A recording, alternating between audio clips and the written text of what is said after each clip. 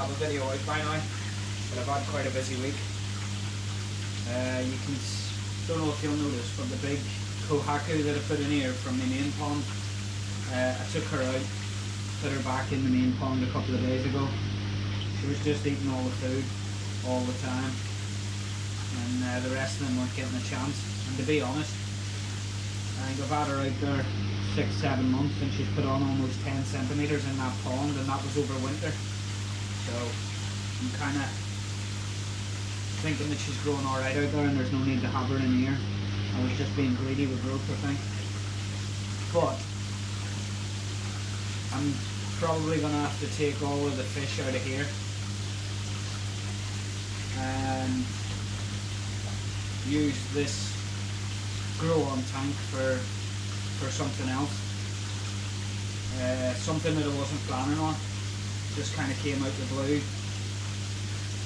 It was ironic, really. It was very strange how it happened, but I'll take you through and show you on. Hey up guys, back with another update. As I just said, everything's looking alright by the pond. Managed to get the planter painted and the bench painted. Got the stones in. Fish are looking happy. So I was out here the other week looking at the fish after watching a few videos on YouTube. Mark Gardner's, is it Mark Gardner? Yeah. And everyone that seems to be fry spawning. And I thought I'd like to maybe give that a go next year myself. And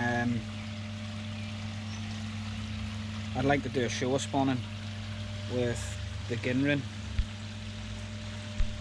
Show there. So I'll get a meal and see if I could do a bit of spawning with her. Get a couple of meals. Just all I do is I put a temporary tank on here, pop up pond and spawn them, and then move the eggs in. So that was the plan for next year. So I was watching a few videos and that, and on Showa selection, obviously keeping the black ones and everything else. And I'd spent hours watching these videos this night, and then the next morning, I'll take you in and show you anyway. The next morning I get up, get ready for work, and I've got a text message from Chris at Koi Masters, and he says, do you want some eggs from a Gin Rin Show spawning that I've done?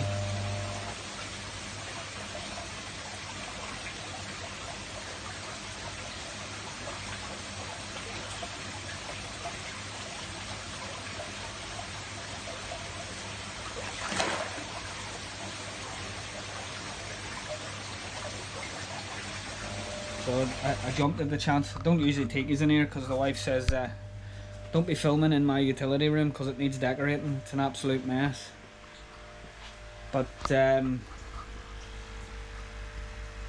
it's just a utility room.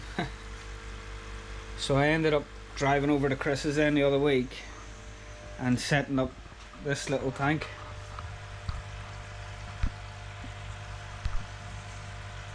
Which you can, I don't know if you can see them, but it's absolutely full of Showa fry.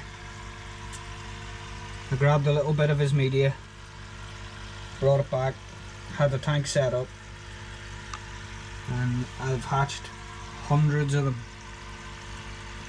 from one small little bit of spawning media, which you can see there.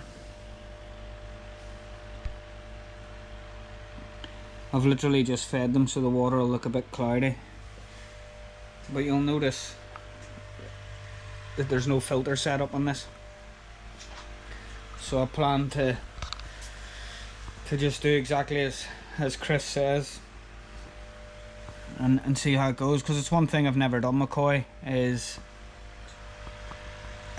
raised them from egg. I've done everything else in the hobby, I think, but it's also full of Daphne in here,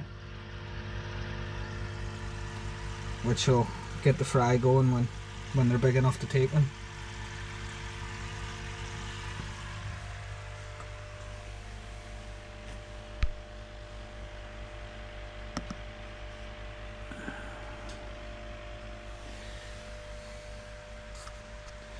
So yeah, I'm not going to run a filter. I've got this little pump on here, fresh water in here every day, and I've got a makeshift manifold on here so that it's not spraying the water too heavily into the tank, and I'll fill it up with fresh water.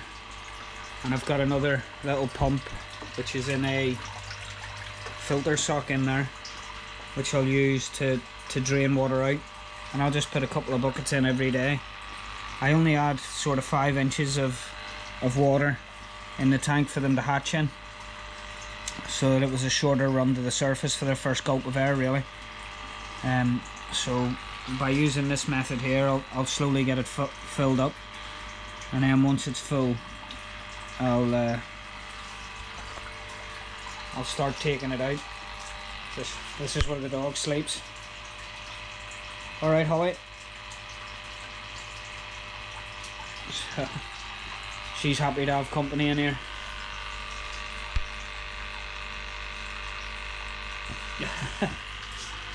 So yeah, that's really what I've been doing this week. I've built myself a brine shrimp hatchery, which I've tested. Got the eggs ready to go. As soon as they're up, I'll set one bottle away tomorrow. Should be ready for Tuesday, and then I'll put the other one on Tuesday and just do a 24-hour split on them all the time. But yeah, the plan is I'll grow these on a bit, and I'll put 2 floating nets in my indoor grow on and get them split, black ones and obviously white ones, and grow them out that way. Yeah, quite interesting, looking forward to it. So also, a lot of people had said last year when I was just feeding wheat germ all year round, which I did to improve the white on my koi, and it's worked to no end. A lot of people were saying in the summer you should be feeding them some protein food, but to be honest, I tend to feed natural foods for the protein, sort of silkworm, river shrimp, and mealworm, or calciworm as they're called. I've got the junior feed for the grow on, which is for growth, you can see, and then obviously my trusty wheat germ, which I've been feeding. To be honest, I'd be lying if I said I didn't put any of that in the main pond, but I found the fish were spitting it out and it was a mix of the pair, so I've stopped doing that. They seem to prefer the wheat germ out there, so that's it. Filter's all done this week. I see there's a lot of talk about blanket weed and treatment, so I'll just go and grab what I use, show you. And I only have to put it in once a year. I've had the same bucket for years because it takes hardly any.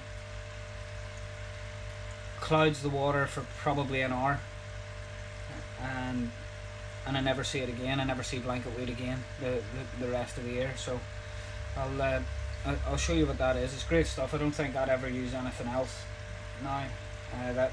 That seems to work for me. So I'll show you that.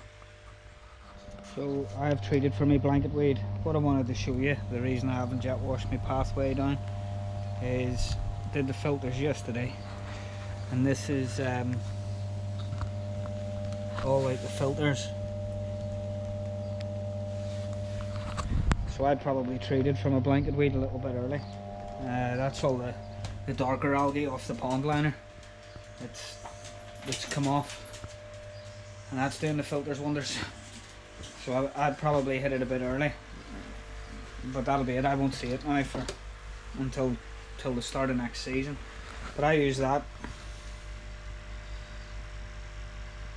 the Colombo Algicin, and to be fair, I rate it. You can just chuck it straight in the pond. There's no need to even mix it up. But I think it's 2 of them for my pond size out there. And like I've had this bucket years. I used it at my old house where I had more than one pond, had quite a few. And yeah, it's absolutely great stuff. One treatment, and it's done. So the wife's now complaining that I'm taking over another room in the house for fish, but I always fancied this room for a filter house from the main pond. Great idea, great filter house, absolutely perfect. I thought it was a good idea, but the wife didn't. She had other ideas, hence why my filters are outside. Tried to explain to her the money would save heating if they were in here, it'd be brilliant, but she wasn't buying it. So but anyway, rambling on, that stuff there definitely works for me. It doesn't cloud the water. Yeah, it's a great treatment. So other than that, guys, I think that's about it. I've been over to Chris's again this morning to get some powdered fry food for these, which I just make up in a blender, and I put it in a little squirty bottle, and then well, it's nearly empty now, but I suppose it helps if you open it.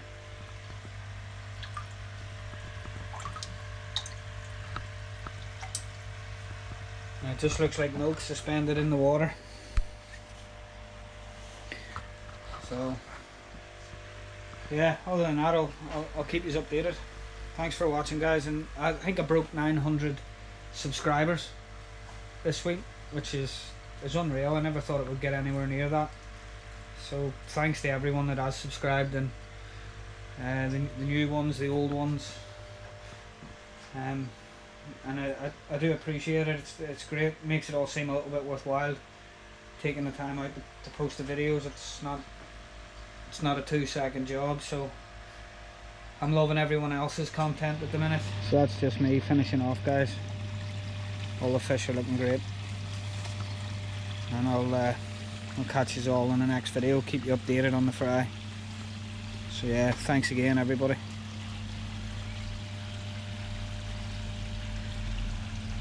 Take it easy, folks. Stay safe.